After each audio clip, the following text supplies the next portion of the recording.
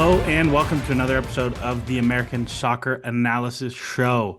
I'm your host, Kieran Doyle, and today I'm joined by not the usual crew. Benjamin Benito Suarez Bellman is here. Harrison Homie Crow is not, but we are joined by a returning guest, somebody who came on more than a year ago now, I think. But Nikos Overheul, formerly of the Vancouver Whitecaps, StatsBomb, Brentford. If you've been listening to this podcast, you're familiar with Nikos's work. Nikos has been doing some fun strategy consulting work with Champions League teams since he left the Whitecaps. And we thought there's been a lot of changes going on in MLS, and we thought it'd be fun to call Nikos up and see what he thinks of the new rules and the new roster things and what teams can be doing to be a little bit smarter. Nikos, welcome. How are you? How's the Netherlands? Thank you, Kieran and Ben. Thank you for having me. I've been quite well. The Netherlands is, as most places in the world right now, very cold, very snowy, but we're managing. Ben, I saw videos of all the ski hills at Vail and in Mhm. Colorado, and it seems like an absolute disaster for you right now. I mean, I'm not up in the mountains, which is good. It hasn't been snowing here, but the past couple days it's been like a freeze and foggy, which Is it? doesn't you like usually when it's fog it burns pretty fast, but it's been like frozen to the tree, so like the whole tree canopy of the town I'm in is white and frozen and spiky right now. It's interesting. It is 60 degrees and sunny in Nevada. So this is not the weather I Shocked. was promised, but I'll take it.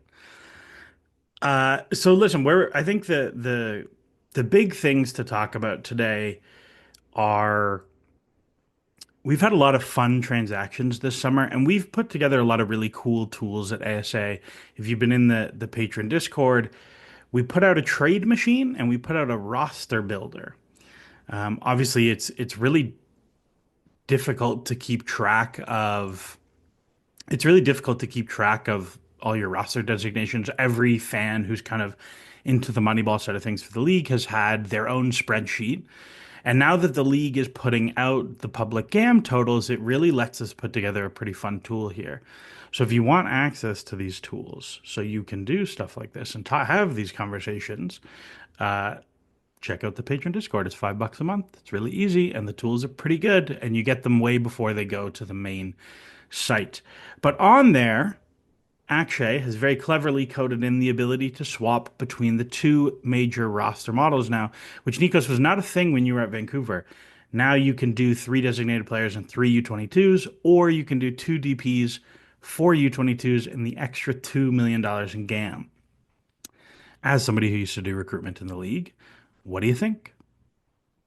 I think in general, any sort of change that allows more flexibility in types of decision making is good. So basically, clubs can decide what model works best for them, and I think to have that ability is always a positive for sure. And Ben, like you were with Colorado before, and I think one of the cool things we see is that this opens up a lot of avenues for, as you said, Nikos, the flexibility where if you want to be a big spending older team like Miami, or you want to be a younger team like Colorado, who's a lot of domestics, a lot of draft picks, it opens up, even if the league has a ton of parity, there's a lot of difference in style, which I think is still interesting. Yeah, I'm really curious to see how it evolves, and I think it's still early days, so you can't. I think what this will be the first full season.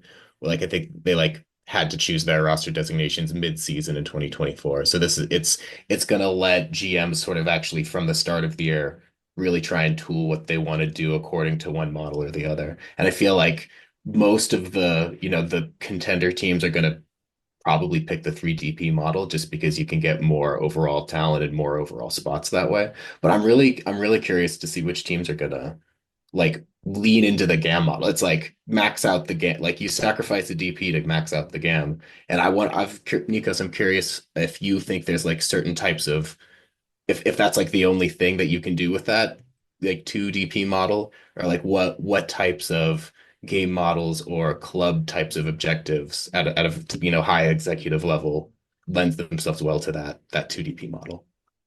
I would say any team that's sort of starting their rebuild would be like an obvious one because you don't immediately want to commit to like three full DPs because like one of the worst things that can happen Kieran, you're from Toronto, so you know the reality of this, is that you can get stuck with very bad DPs. And that is like this, a very bad situation for a club to be in, the worst one, particularly if you can't extricate yourself from them. So the like four young players plus additional GAM gives you a little bit more flexibility in the initial phase. And then at a later stage, if one of those players you buy with like the additional GAM or the extra under 22, you can always make those a DP later if they really, really hit or you sell them for lots. So yeah, that's I think a very obvious one, like clubs starting to become good again rather than teams that are trying to really, really, really win now. It's like you're trying to cast the widest net possible to get the talent, and then once Yeah, you have it, exactly. you can build from there. Yeah.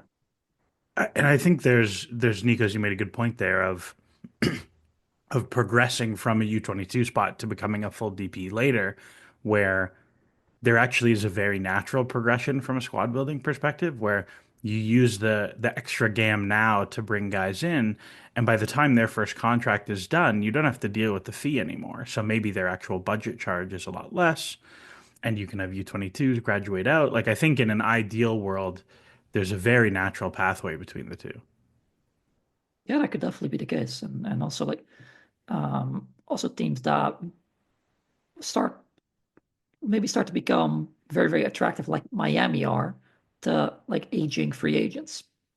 It could also be a beneficiary in a way that maybe you wouldn't expect because you can actually get like very, very high level talent that for other teams would be designated players, but for you would be max TAM guys. So the additional GAM could actually get you two sort of designated player level players as opposed to just one. Eh, Uh, yeah, and no, of for course also sure. like those players can or those teams can also get like really, really high level under 22 players. Like Diego Gomez is a very, very good example who I think maybe for most teams would not have been like most teams would not have been able to sign that guy as an under 22 because he would not have come. He would only come to Miami under those conditions.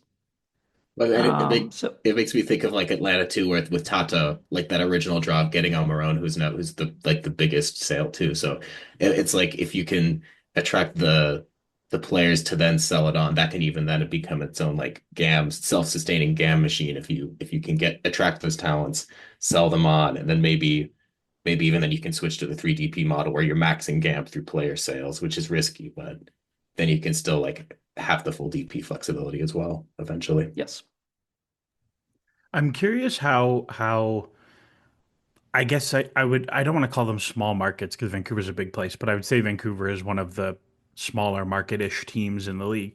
I'm curious how teams like Vancouver, and actually we should ask you, Nikos, because I forgot to ask at the top. Vanni Sartini has gone. You must have a fun Vanni story for us. yeah. So actually, the first time I was in a car with Vanny was driving, and that was sort of the first real glimpse I got of his personality. Was we were standing in front of a red sign. Um, we were just talking, and suddenly the light flashed green, and Vanny said, "Let's see if we can die here." And just immediately steered the car straight into traffic, and I gripped my seat in sheer panic, but we made it. And I thought, okay, this is what this person is like. I enjoyed that, but it was slightly terrifying. It sounds like him and his midfielders trying to defend in transitions. Let's see if we can die here. Yes, Incredible. that is But I'm curious how a team like that or a team like an RSL where you have to if your team isn't going to spend, maybe RSL is a bad example because they've spent quite a bit of money recently, but if you're not going to go spend big to go get Paintsel and Peck, for example, to compare to the Galaxy, I'm curious how those teams manage and how those teams choose, especially when you have guys on the fringe of designated playerdom. I think the middle pack teams are really going to benefit from this. yeah, that could be true. Like again, like those are exactly the types of teams that also want that type of flexibility. Like if you have LA, if you're the Galaxy, why would you want flexibility? Just get like three high level DPs. And then you can still get, because of the money they have, still get like additional three really good under 22. Like they don't really need the flexibility. But again, like you said, a team like RSL maybe they to have like obviously the best signing that they've made is I think Andres Gomez, who was an under 22. I could see a scenario where they think, well, no, we can actually sign guys as under 22s who already contribute to winning. Like Diego Luna was also an under 22 signing for them. They, I think, rightly should have some confidence in their ability to get actual like contributors with an under 22. So maybe they are a team that actually would prefer to have four of them because they can also sell them for lots of money. And it's been interesting to see the U22 slots overall because, like you said, RSL have gotten U22s who have been actual contributors, but a lot of teams have not. Like I look at TFC's U22s have been like Iowakanola and stuff like that. And maybe that's just a Toronto problem. But there's a few teams who have missed pretty big on their U22 signings. Yeah, this is true. Like I actually looked at it the other day and like just how many of them um, would actually contribute to winning in a significant way. Like this team is good, and the under 22 player that they have on the books is one of the reasons why they're good. Like that is a very short list. Like if that was the goal, that I think it's not gone particularly well so far. On the other hand, like quite a decent number of them have been sold for lots of money. So that, judging by that metric, it is a success. But in terms of like, are these players that contribute to winning in a significant way? That number is fairly limited. What And would go for oh, it, Kieran. no, no, go Ben. So I'm curious, like if you're a team like Philly or some team that might want to lean more into their academy, like decide that the academy is the place they invest. Like what do you think is like is there like a long-term strategy or more short-term strategy that those types of clubs might want to pick based on like do you want to be selling or do you want to try and retain the players that you're expecting to develop? Like or would you say that both options are sort of viable if you're sort of looking within for your talent main talent stream? Yeah, so if we're talking like I said, teams that are primarily based around their academy, like Philadelphia to a lesser extent, Red Bull, those teams like that. I think you can go both ways. One, you can say, like, look, we already have talent from our academy. Why are we then spending the money that we do spend on additional young talent? Like, we already have it. Maybe in that case, you're better off getting like three full DPs so that those guys are the core of your team. And that can also then help the young guys from your academy really develop. They will provide sort of an ideal situation for the young talent to develop. Equally, you can also say, now, look, we are really, really good at developing players. Also, when they get into our first team, rather than just through the academy, maybe you just want to double down on the youth movement and also get like really good talents from external. That like both of those things are I think viable. I think one thing and a third option there, and Craig Weibel in Seattle has said this with their team is they really want to use U22s for academy graduates who have established themselves as really good first team players. But now it's like, okay, they're going to come off the supplemental roster. They're going to have a cap hit. They're not a homegrown anymore. Do we sell them now, or can we move them into a U22 and go from there? Like someone like Obed Vargas, he signed his homegrown deal at 16. He's going to come off of that deal and is going to have a real cap hit.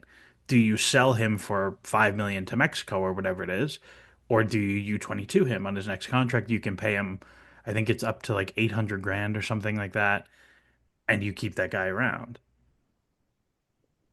Yeah, exactly. And like this is also a good option for teams that maybe don't necessarily want to spend on guys like that, which I think might be true for Seattle at the moment, at least. Like yeah, you can still get some cap relief. It's not that much, because like they like how much is an Obed Vargas or Jose Atencio really getting? Yeah, like Not that much.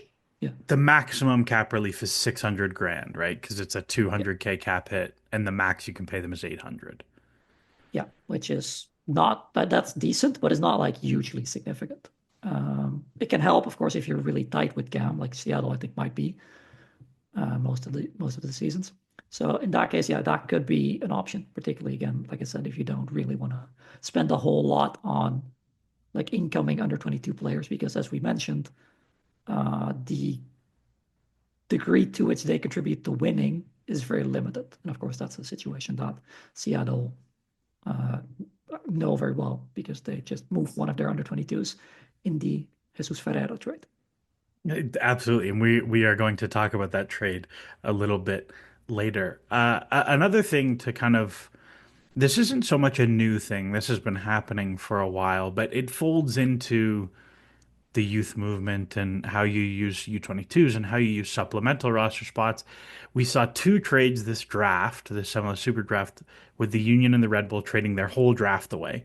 The Union traded like 3 years of draft picks, I think, to Colorado, and the Red Bulls traded their whole draft and Elias Manuel to RSL. I'm curious, Nikos. I know I remember you and I talking about JC Ngondo when you were still at Vancouver and some other draft prospects. And I'm kind of curious where you're at now in terms of the place of the super draft versus we just like our academy guys. And then in general, I kind of want to talk about Next Pro as well, because I think that's a thing that we've seen huge strategy differences club to club. Yeah, so I think the primary thing that you need to think about with regards to Red Bull and Philadelphia is that I think probably the two best academies in MLS, or at least top five, and also very notably have a very clear playing style. So anyone who comes from their academy has likely been in that playing style for years and years, knows exactly what they need to do. And when they're like 17, 18, so probably already like 2 to 3 years younger than most people coming out of college, actually know how to play within that system.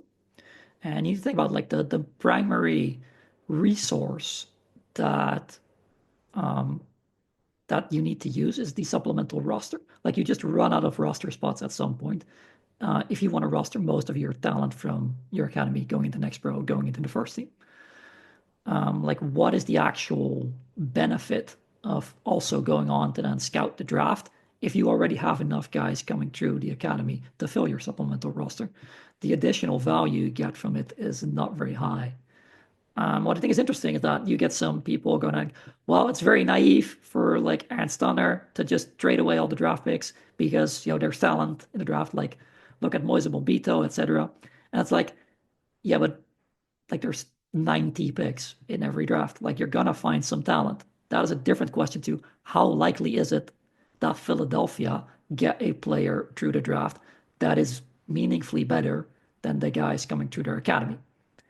And I think Ernst rightly says that chance is very low because Philly have a very good academy and they have a lot of guys that are coming through right now. So why bother scouting the draft, which is a very labor-intensive process, to get guys who are older, who do not know your system, and and again like have no experience at a senior level, as opposed to guys who do know your system and have played in next pro already.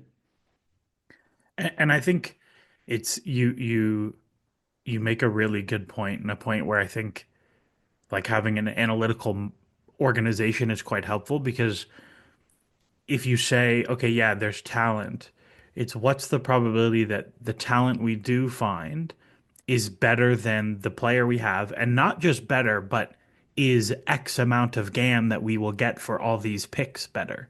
Where like you look at the Red Bull trade, they move Elias Manuel to RSL, they get 700K in GAM for Manuel plus four picks, and the picks are like 15, 38, and 71. And really, the second of those, the second, and then one in 2026. The other two of those picks are worth zero. They're worth nothing. They're getting thrown in for free. And so it's okay if that trade is 400K instead, and you get nothing for those picks. Like, are you really going to get someone who's 300K better than Daniel Edelman, for example, who is a very good academy player? I don't, I don't think so. No, and also like don't underestimate just Philly do now not have effectively not have to scout college for 3 years. And like I said, it's a very labor intensive process. Like that scouting capacity can now go elsewhere. Yeah, And that's actually something I was gonna ask is if like is there a way to do data-driven scouting at the NCAA level? And like what are the challenges of that compared to like another international league that might have lower quality data or less footage? Because I feel like there is footage in the college game, but the statistics aren't necessarily reliable. So you have to, like you said, you have to put in the hours just to watch that tape and like is it really is what's translatable stat wise and what's translatable footage wise from leagues where there might be raw talent that you can develop, but it's not necessarily, it feels more like a lottery ticket than like a real investment sometimes. Yeah, it is, unless you like really specialize in it, like Colorado appear to be doing right now. But again, like that's a deliberate choice, and they've mentioned already, like Fran Taylor has said that for I think on MLSsoccer.com, like how much they already spent like scouting those guys, even also guys that are in the academies for other teams, don't really sign a homegrown deal and go into college. Like that's a lot of work. And again, Colorado should do that because Colorado don't really have an academy of note. They produce some talent, but really not in any way significant enough to fill their supplemental roster in an intelligent way. So yeah, if that's, and also they don't spend a lot of money in general. It's a little bit more now, and you're gonna need to get your talent from somewhere. So I think for them it makes a lot of sense. For other teams, maybe not so much. Like I think yeah, if you don't have an academy to speak of, that's really not in any way significant. Definitely, yeah, you need to get the supplemental roster fill somehow. And in that case, yeah, the draft makes a lot of sense. For teams that have the academy to do that, I think that they should just focus on the academy. And the other half of this is not just the supplemental roster spots, but also you have 30 MLS Next Pro games that you've got to play 1190s every game. And this we've seen a huge array of different strategies for using Next Pro. Some teams have just more or less ignored it. Toronto FC are one of those teams that they've gotten, I think Alonso Cuello is basically the only player they've gotten anything useful from their Next Pro team. But we've seen others go very young. They play 17, 18-year-olds max. And we've seen other teams put loads of college kids in there and they're pretty old.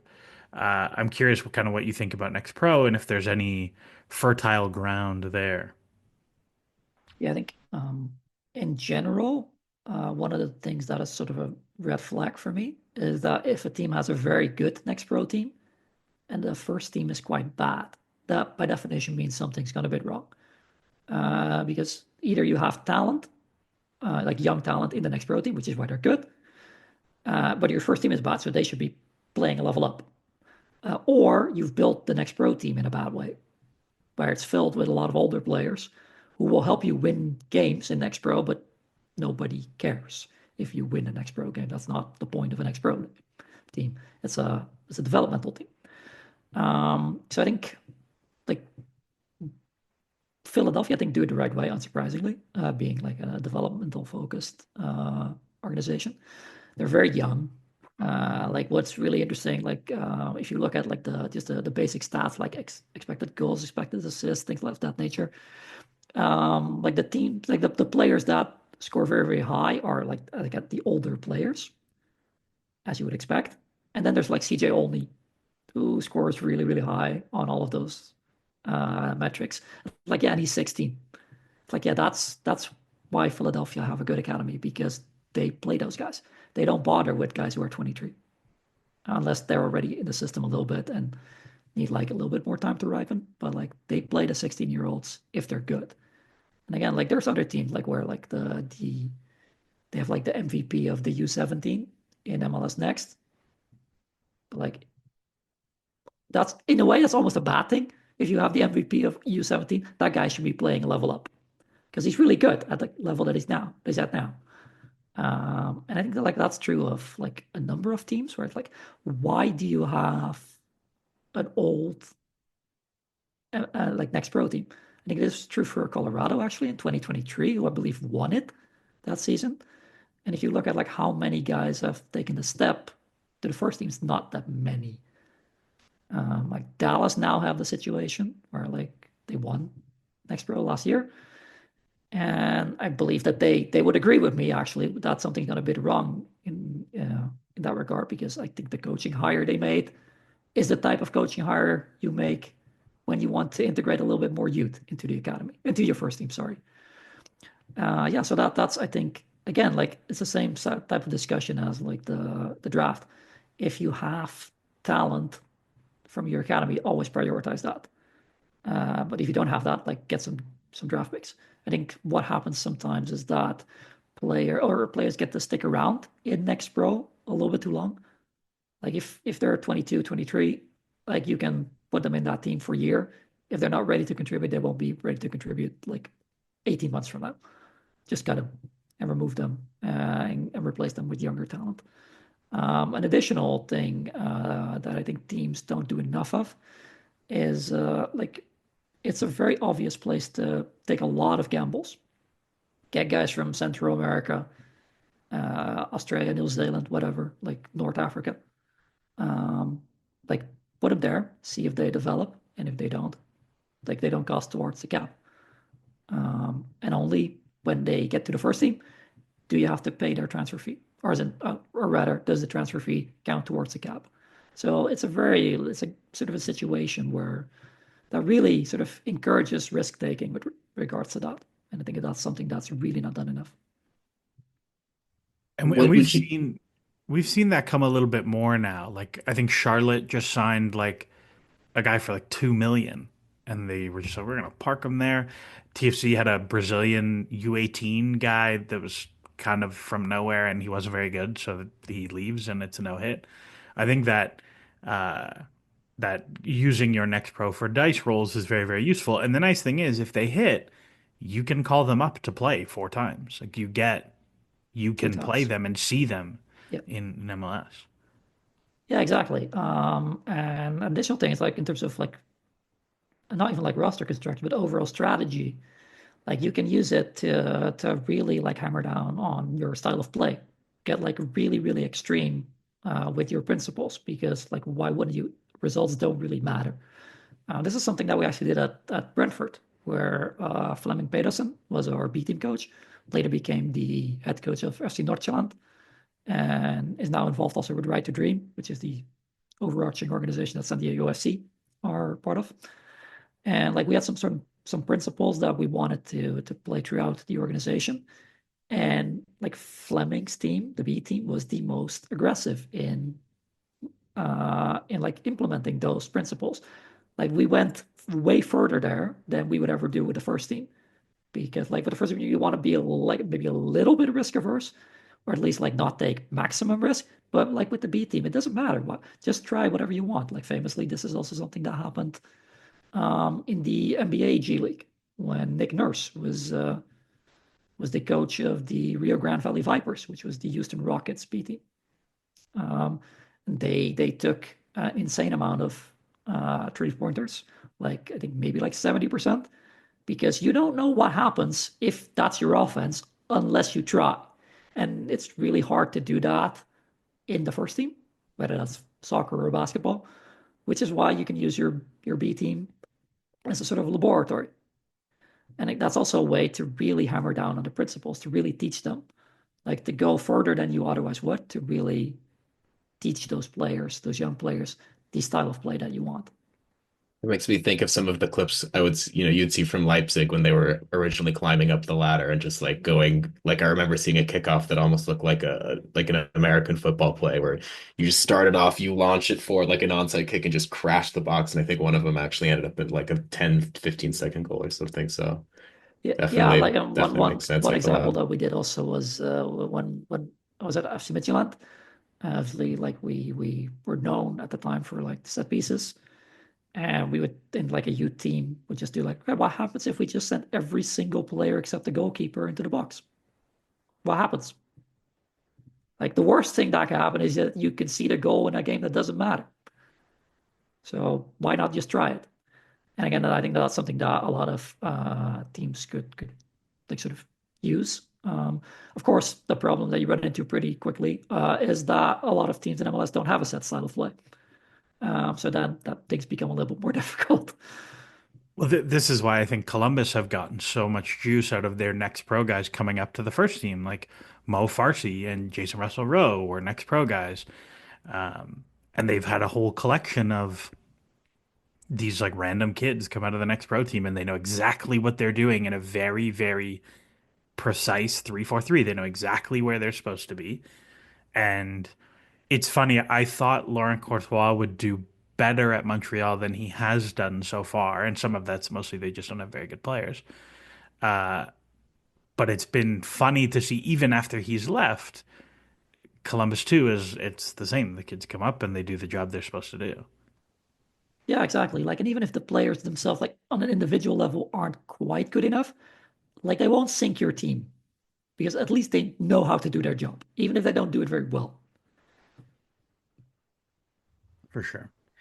One of the Ben, do you have any other next pro thoughts before we move on to other things?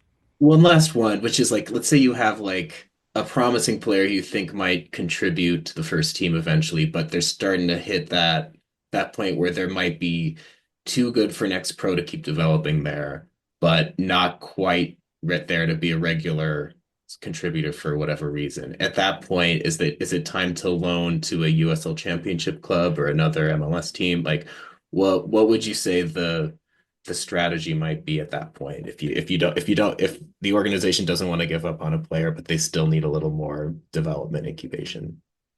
Yeah, so assuming here that the situation is that the first team is ready to win, because otherwise you would just play him and then help him develop. Yeah, like a loan is an obvious one. Like USL Championship is better than Next Pro.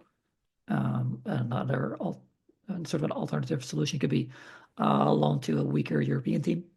Uh, like there's obviously a lot of like Scandinavian leagues that are not quite at the level of MLS where a player could really help that team and play against like grown men who are trying to feed their kids as opposed to academy kids. Yeah, so that is of course a solution that is worth looking at.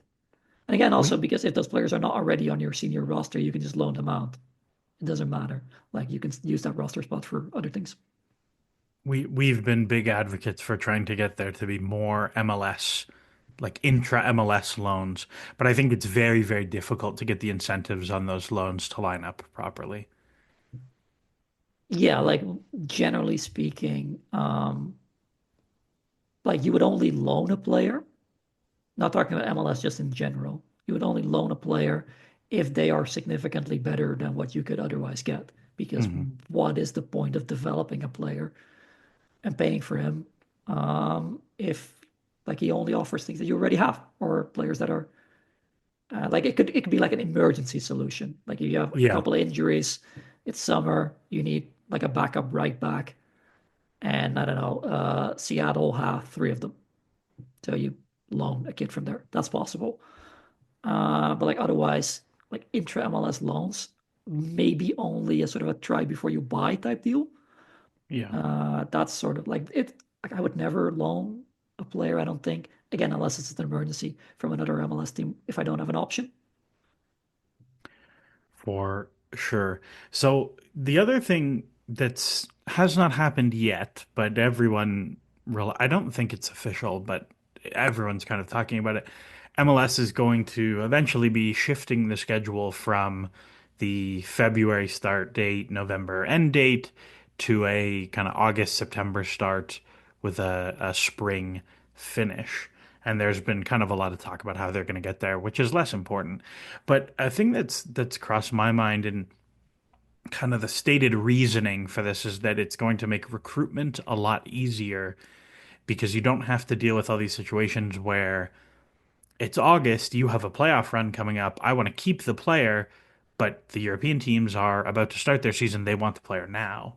So I'm curious, Nikos, you kind of have the experience on both continents. Do you think that's true? Do you think this is a good solution? What do you think? I think it's definitely true. Basically, the way that it shakes out is that European teams in the summer will plan for the entire season and maybe a little bit more long term.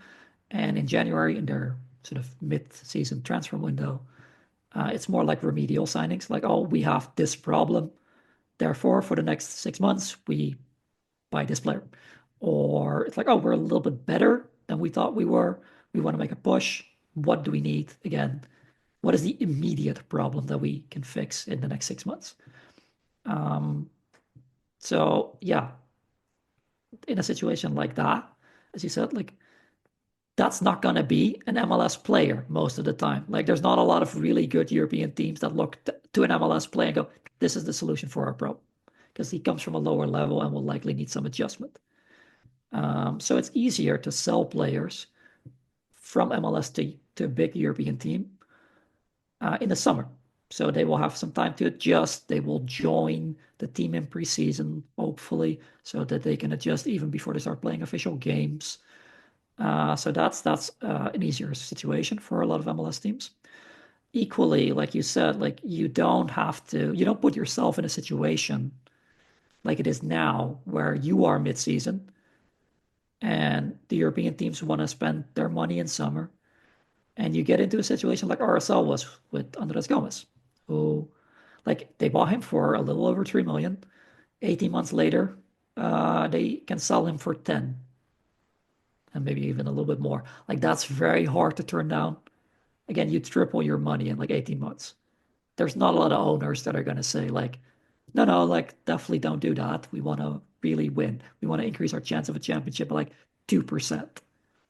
Because it's not that high, right? Like, RSL aren't likely to win the league in any scenario. But that still hurts because you're losing your best player. And again, so that situation could be slightly avoided maybe if you switch the calendar.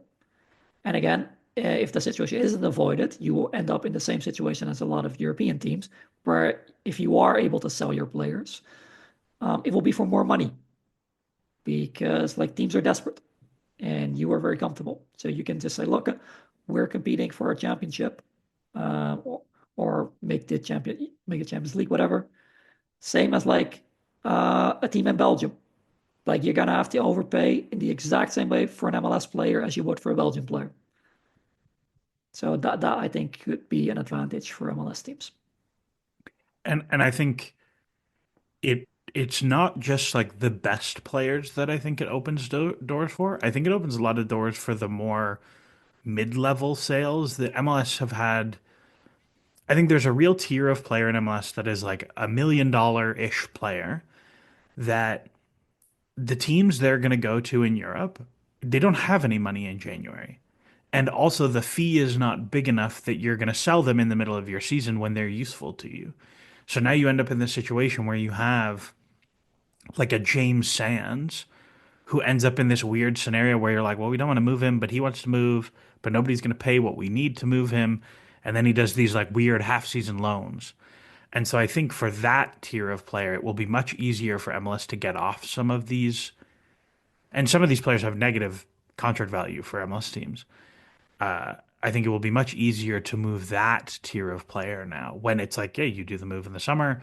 These teams all have their transfer budget. They can still do it, where in January they can't. Yeah, and you can then immediately, ideally at least replace them with the money that you've got as well, rather than having to do that again in January, which is your primary window, but is not the primary selling window for a lot of teams. Of course, one advantage that MLS does have in the current situation is that their primary window actually extends beyond the closing of the European winter window.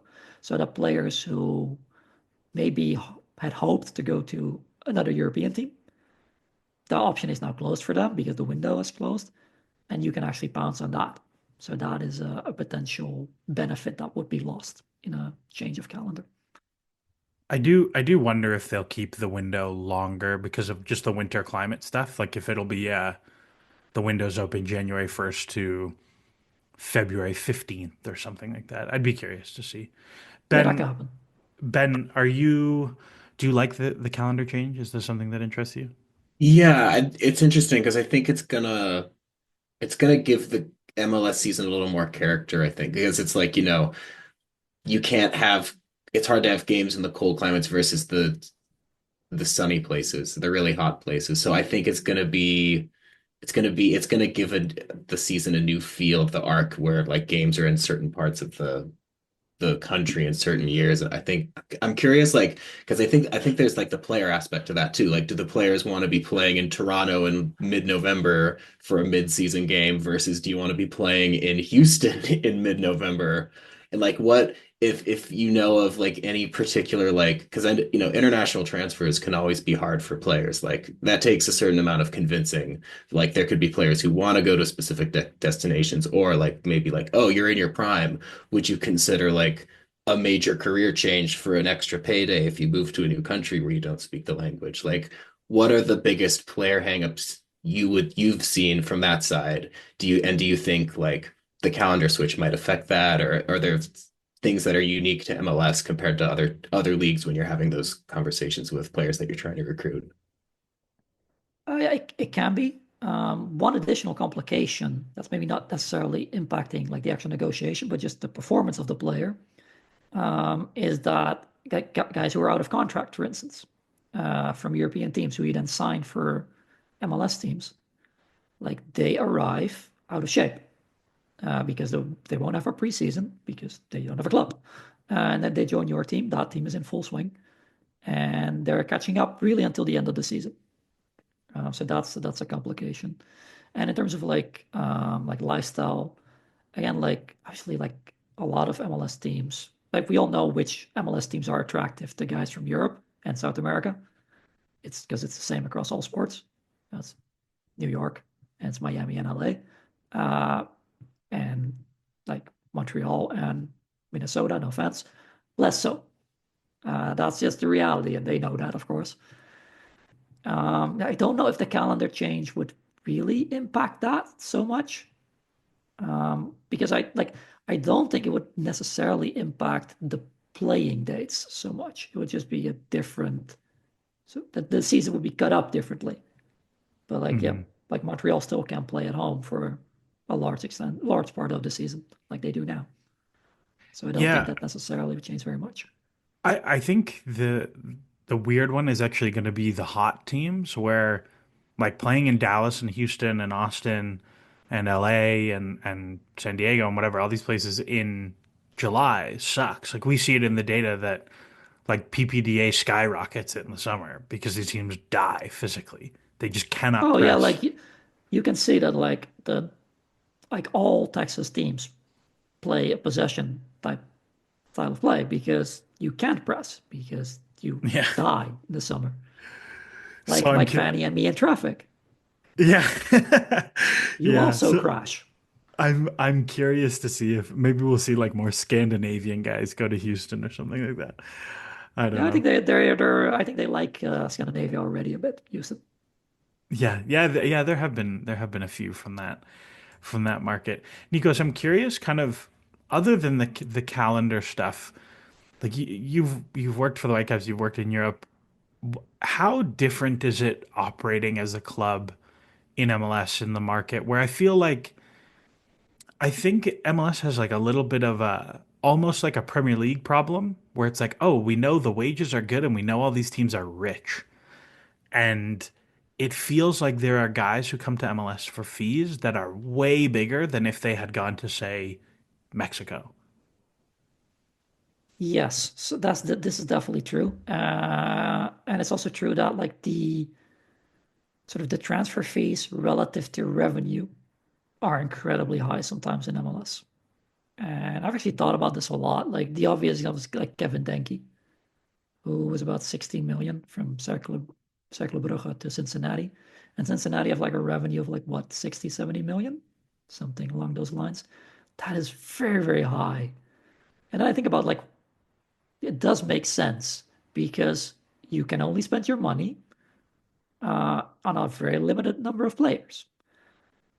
So if you already have two DPs, and Cincinnati do, they already had Noboto and Lucio Costa. Um, the and as we just discussed, the under 22 players don't really contribute to winning very much, or not for Cincinnati, but in general. Like, where else can your money go? So you buy Denki for 16 million. Okay, how much more are you getting for that 16 million than you would have gotten for a striker that would have cost it can't be that much because some of the best strikers in MLS cost like 8 million. But maybe it is a little bit. And there's no other place for for the 8 million difference to go that would increase your championship equity. So if you're trying to win now, like Cincinnati are, because Lucio Acosta is aging a tiny little bit, and it has also made this displeasure public. So presumably they feel a lot of pressure to win now. Maybe you do just want to spend 16 million, leaving aside if like that's a good deal.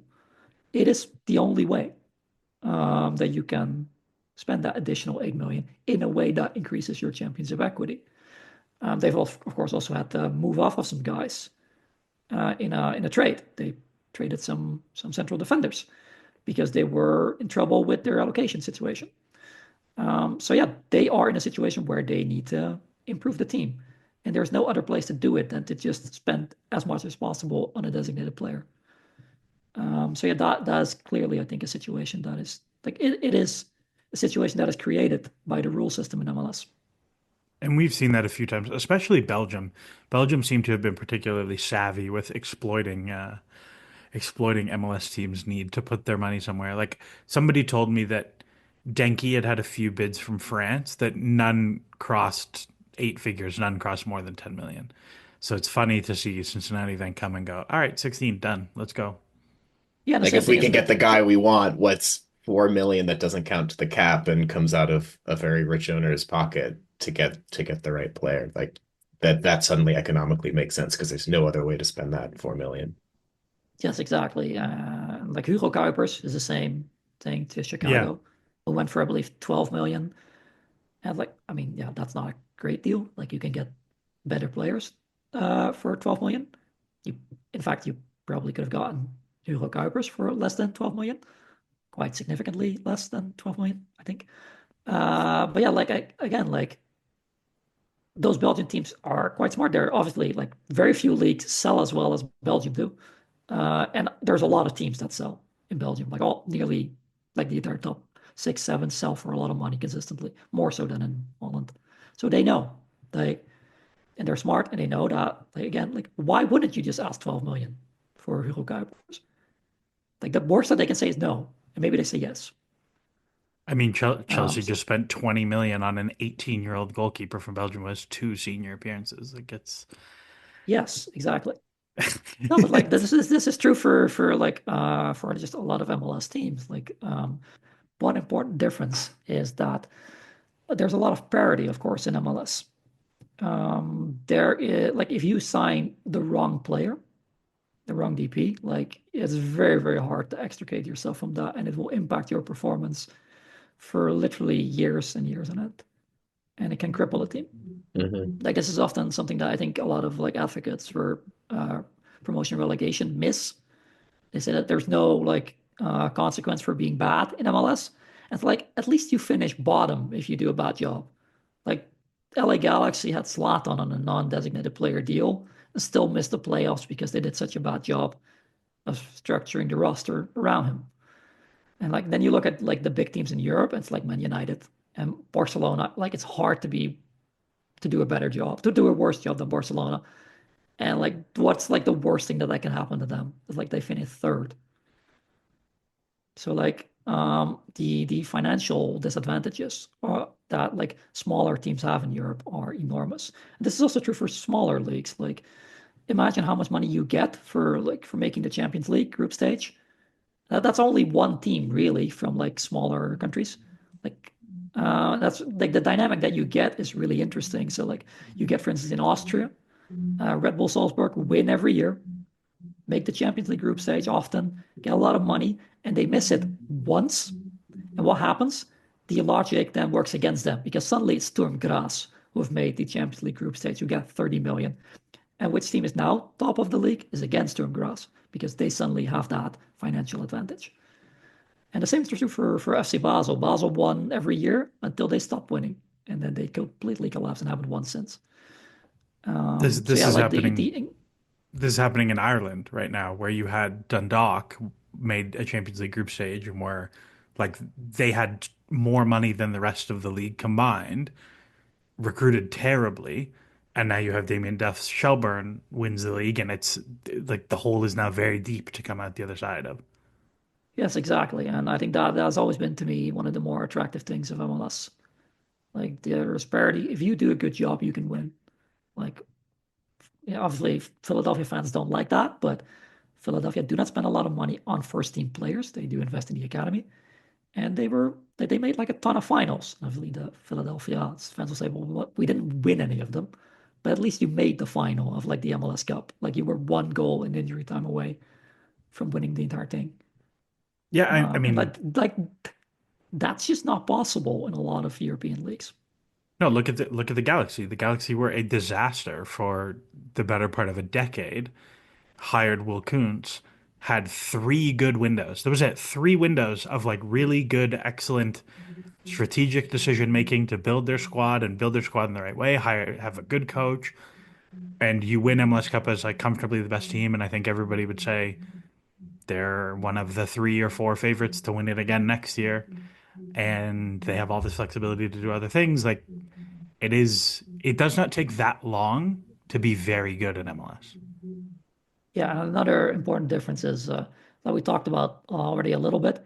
Like it is harder in MLS to like develop young players, sell them, and then reinvest because again, like there's a literal hard limit to how much CAM you get. You get a little bit of money that you can reinvest, but not all of them.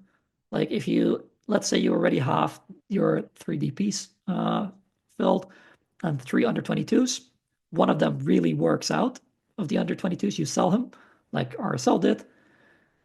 Okay, well, you can only buy that Neil under 22 guy, and you have some additional GAM. Whereas like the sort of the Brighton Brentford model isn't really possible, where like you sell one guy for 10 million and then you buy four other ones for 2.5.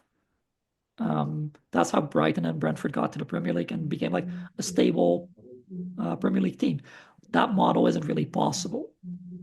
And this is, I think, also of the under 22 initiative. Again, because you can only spend it three times, the amount of money you spend on a player like that is often very, very high. Like if a team, like 2.5 million is like roughly, I think, about what an under 22 player would cost. Like any team in Europe that is able to spend 2.5 million on a player wouldn't buy three of them. They would buy eight of them. Because a lot of things can go wrong. Like we saw this in Vancouver. We had Diber Caicedo, Pedro Vita, and Caio Alexander. Diber and Caio got hurt. Like no, it was no one's fault. They both had lengthy injury layoffs, and that was it for them at the club. It's like that's like 5 million. It's essentially not entirely gone because they made most of it back, but like and they're speculative, like transfers, and you don't really want to speculate on just three guys. That's not a model that really works. That's not how it works in Europe. Hmm. You want to spread out the risk. And I think it keeps coming back to the rules and like, the context of MLS starting as a league that just wanted to make sure it could survive its first 20 years of existence. As not to overspend. So like whenever there's the opportunity to overspend in like the more European financial free model where you don't have these roster restrictions or spending restrictions to the same degree for, 95% of clubs with MLS, you're intentionally pulling that back, distributing the risk across the other teams. You have that, LA is now having to lose so many good players that were key to their run because of this, penalty for winning within MLS. But that's just a consequence of that you're spreading the risk, you're spreading the talent, you're making sure that no one team can put the rest of the league in a hole by doing an NASL and causing the league to implode. So that's sort of what you're trading off is the ability for these great teams to run off crazy things. Although it happened with DC and LA from time to time, but in the long run, you're enabling that, like you're saying, you're enabling them to not get out in front of their skis and not like spend themselves into oblivion and keep the roster small and you know organized, and that's now the skill in MLS is you have to be able to balance that if you're going to maximize your talent. It's not about the amount of money you're capable of spending to the same degree. No, I mean obviously Atlanta United are a very clear example of it. Um, Like they had Thiago Almada, who I think no other team could have bought at that point in terms of like MLS. Um, and individually, he did quite well. I think one Young Player of the Year was, I think, top three in MVP. And what did the team do? Nothing. Atlanta did nothing while he was there, which I think is a very good example of like the system working as intended in a way. Like even if you get like the really really top level talent no other team can get, it still doesn't guarantee results. Like you cannot spend your way to a title, not really. Yeah. Then they sell Almada and then beat Messi in the playoffs. So that's how Yeah, that's that was supposed to quite work funny. Yeah, here. And that Almada deal is after they bought Pity Martinez, who like scored the winner in the Libertadores final, like was one of the best players in South America right before that. It's I think sometimes MLS might have too much parity, but I think it's very safe to say that it keeps things from getting too out of control, I think. We'll see. it We'll see does. what And like Miami there's does with all their gam.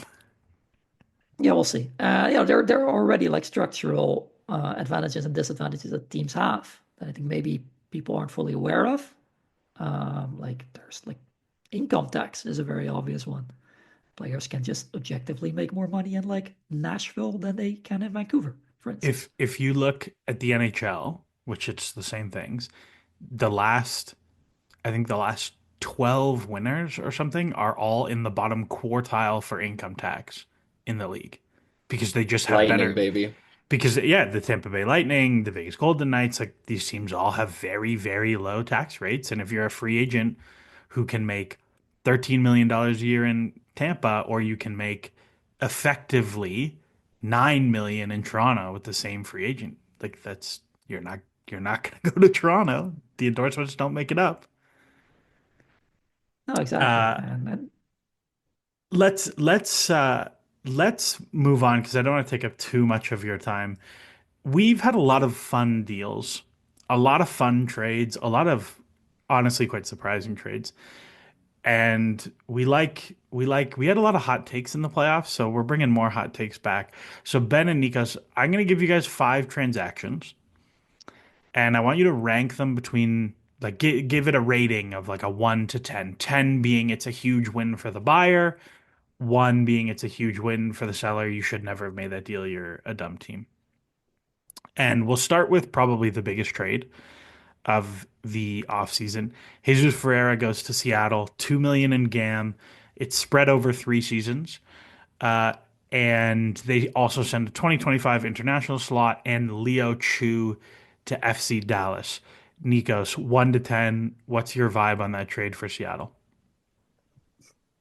like six maybe. Like I think Chris Ferreira is very good. Had a bit of a down year. I think I like it less for Dallas also because of the history.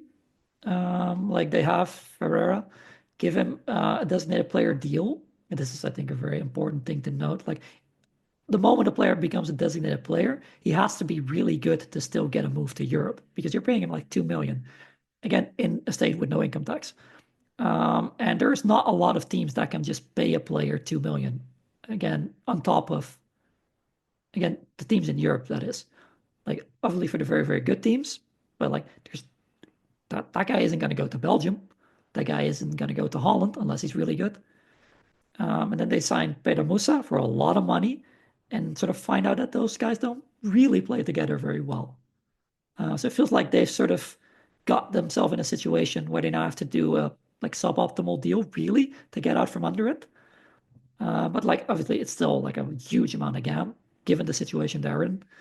And I think Zanota has of course better connections in Brazil than most other like chief soccer officers in MLS and can likely sell Leo Chu for more money than other GMs would. So I like that part of it. And a fun thing that we found out about this deal that I don't think has been made public yet. Leo Chu is on an option year, so he can be converted off of a U22, which means Dallas can record all of the GAM from any eventual sale. They're not restricted by the U22 sale rules on this. So like a very sneaky, quite smart cap deal on that side. Ben, how do you rate this one? Yeah, I think I'm with Nikos. I'm gonna push it to a seven, just not to slight Dallas like, oh, they shouldn't have made this move because I think they had to, and I think their options were so limited. But I think also Seattle's options to get a player of this caliber who's great, but not necessarily the main piece, can just like really contribute in a really talented team like Seattle has, without having to spend big transfer fees, just using those in-league mechanisms. I think it was a really smart way to get a solid piece that can be a fixture in Seattle for many years to come. So I think it's a good win now move, and I think it's a very smart maximize what you have now for the future type of move as well. So I think Yes, I and think also it's and just to convince him to take less money, I assume for a longer contract, but like having to convince Ferreira to take a different type of deal to make it work within Seattle showed that they worked that negotiation really well to make the comfort player feel comfortable with that. So yes, and also like Seattle, like I mentioned before, appear to be right now in a situation where they don't really want to spend a lot of money on transfer fees. So I think for them to find this sort of alternative solution is quite good. I would also have it somewhere 6, 7. Probably I'd lean 7 because the game comes over so long. I think that's quite attractive to me. And then the TAM renegotiation on the contract is very, very attractive. Another deal. These are two deals kind of combined. Anderson Julio moves from RSL to FC Dallas for Sam Junqua, 400K guaranteed GAM and 100K in incentives. Tied to that is Elias Manuel and the 4 draft picks from NYRB to RSL for 700K in GAM. Uh, from the RSL perspective, Ben, love, hate. What do you think about this one? I love it. I think this is a really good move for RSL in terms of trying to reload after being really good and then faltering a bit. I don't like Anderson Julio. Whenever I would watch RSL's games against Colorado, he feels like he's got a lot of flash, but he never really gelled with that team. So I don't get the sense that they're losing a whole bunch. And I'm not really sure what FC Dallas is going to be getting from this trade. So I think it makes a lot of sense for New York to dump their draft picks if they just want to, double down on the academy. I think it's a really good deal for RSL, and I'm a little iffy on it for Dallas. Nikos, where are you at on this deal for RSL specifically? These two deals, I guess. For RSL, I think it's like a straight upgrade. So I'd say 7, 8. I quite like Elias Manuel. Um, so like Julio is, I think, a perfectly fine player, but like doesn't really move the needle. And you can get like a fairly young still Manuel player who I think is quite good.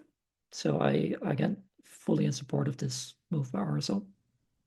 I think if you look at this trade as you pay 300K to upgrade from Julio to Manuel, and you get Junqua and 4 draft picks, Yeah, given the geographic constraints you have with your academy, to me it's a no-brainer. I would have this kind of 8 or 9 for RSL.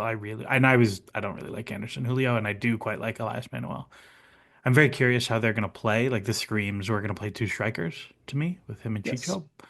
Um, which they kind of did sometimes last season, but I'm quite curious to see what they're doing. It's a shame Harrison isn't here. I'm sure he'd have some good RSL takes on this one. Next deal. This one I think is the most interesting deal. Gaston Brugman goes to Nashville for Sean Davis and 100K in GAM. Nashville retains some portion of Sean Davis's salary. I don't think it's been reported how much they're retaining, so let's just assume half. But I think a lot of your grade on this will depend on what the number they're retaining is. Are we judging it for the Galaxy or for Yeah, Nashville? let's go for the Galaxy. Nashville are boring. Nobody cares about them. Uh, I mean, 4. Like I obviously I think the team gets worse, which that's not what you want if you just won MLS Cup. But I think also like it was necessary. So okay, they have to do it. This is why it's not like a huge negative, but you still get worse. My one of the negatives that I see in this deal for the Galaxy is also that Sean Davis fell a little bit more out of the rotation after the coaching change in Nashville and the style of play changed to a more possession oriented style. So my assumption would be that he's going to fit not very well in what the Galaxy are doing because they're even more possession oriented. I don't think he's ever really shown the ability to play in a possession type style. I really like Sean Davis as a player, but that would be a question that I have. Again, like you're losing the MLS Cup final MVP for a guy who struggles in a possession team. That's It's not it, ideal. it's a very, and why I say this is one of the most interesting trades is like that's exactly it. Is you look at Brugman, and Brugman's only flaw over the last 3 years has been his ability to stay on the field. And you go into the last year of this deal where he makes a lot of money, and maybe it's a fair decision to say we're going to move on from him. I think if you say it's half of Davis's cap hit is getting picked up, he makes something like $1 million now, which by the way feels like a crazy contract for him. But Yeah, he uh was a free agent like in his prime, yeah. and also coming off of like being the Red Bull captain. Yeah, we love Sean Davis. Sean Davis came on and did a pod here a few years ago to talk about Red Bulls and analytics and how they had ASA articles in his locker, which I thought was cool. Mm. Um, but I'm very curious to see if this comes with a later move for the Galaxy into the cap space that Nashville are holding, or if that cap space is just going to be used to absorb MLS Cup bonuses. Because I think one of the things that Vanni found very difficult in Toronto and very frustrating in Toronto was they had to blow that team up pretty much right away because they had no wiggle room to absorb all the MLS Cup bonuses the next year. So I'm curious if this is a Brugman is the sacrificial lamb to keep everybody else, or if there is an associated move coming. Ben, do you like this one? I actually really like this one. And I think it's one of those things where you there's going to be some caveats here because you have to read between the lines a bit because Brugman is obviously excellent. He's got great numbers. He was a huge contributor for the Galaxy in good games this season and in bad games in previous seasons. So Nashville's clearly getting a great player, and it's one of those things where the Galaxy are forced to make a move. And I think this is a good move to make because they're saving on Davis's salary, which is I think probably more than the value he brings in terms of like a per minute per goal type of metric.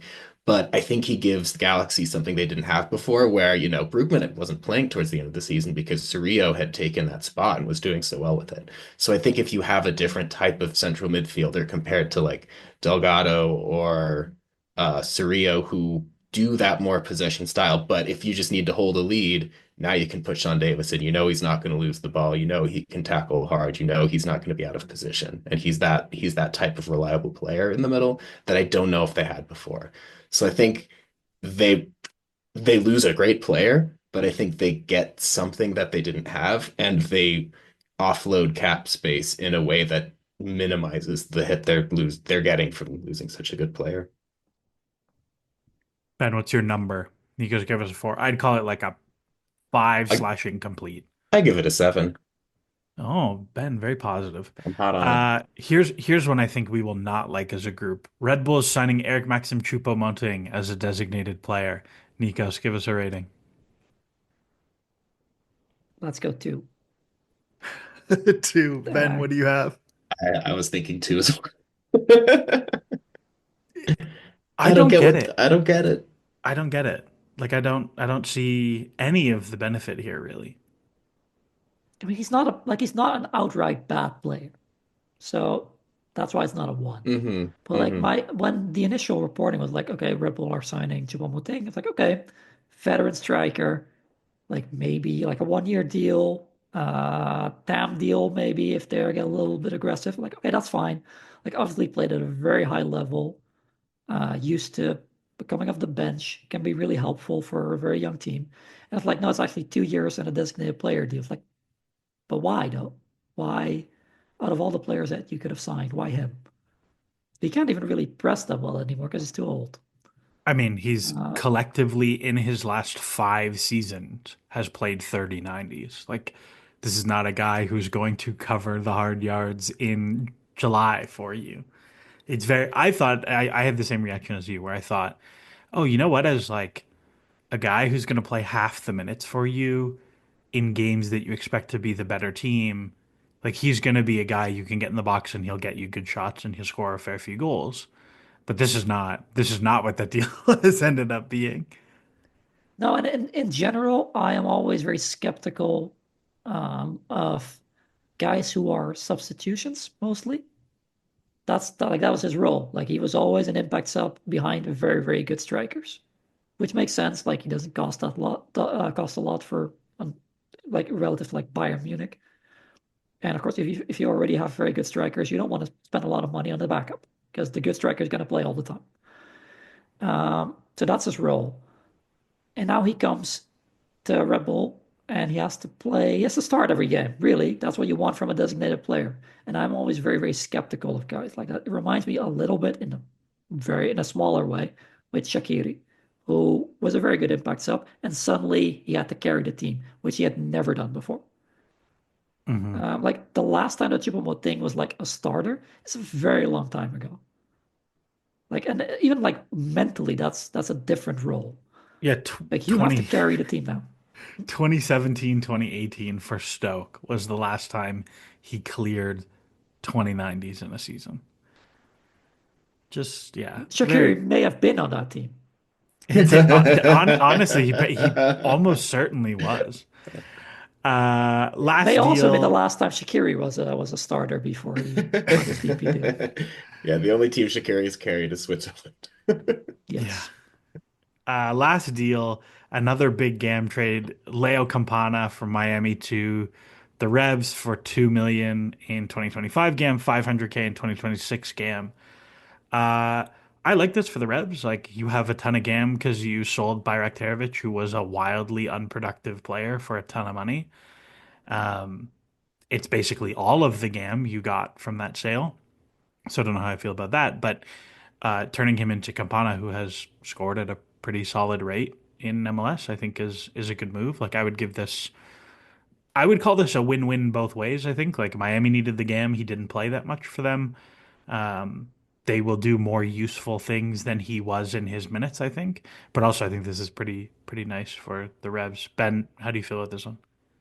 Yeah, I think that makes sense. I think it's my initial take when I saw that was like, whoa, 2 million GAM. And I think part of it, maybe there's GAM inflation going on with all the new teams that have come in the last recent years. I feel like that may have pushed prices up. Now there's new mechanisms to get GAM.